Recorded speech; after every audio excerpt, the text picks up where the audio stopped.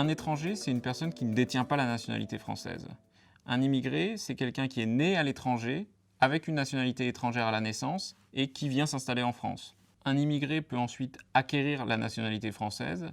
Il restera qualifié d'immigré tant qu'il vit en France. En fait, en France, plus de 40% des immigrés sont français, donc on ne peut pas opposer immigrés et français, on peut seulement distinguer français et étrangers, ou immigrés et natifs, c'est-à-dire les personnes nées en France. Un demandeur d'asile, c'est une personne qui a fui son pays et qui demande la protection d'un autre pays et qui reste dans l'attente de la décision de ce pays d'accueil. Un réfugié, c'est une personne dont la demande d'asile a abouti favorablement. Selon la Convention de Genève de 1951 sur les réfugiés, un réfugié, c'est une personne qui craint avec raison d'être persécutée dans son pays du fait de sa religion, de sa race, de sa nationalité ou de ses opinions politiques. Le statut de réfugié permet de séjourner et de travailler normalement dans le pays d'accueil.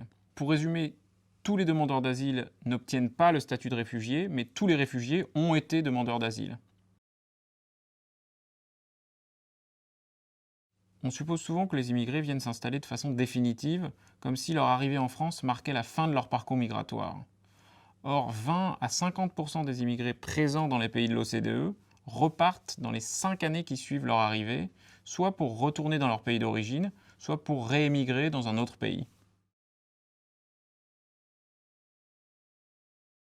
En moyenne, les immigrés sont moins éduqués que les personnes nées en France, mais ils constituent aussi une population très diversifiée en termes de niveau d'éducation, avec une surreprésentation d'individus sans aucune instruction, mais aussi une surreprésentation de diplômés du supérieur.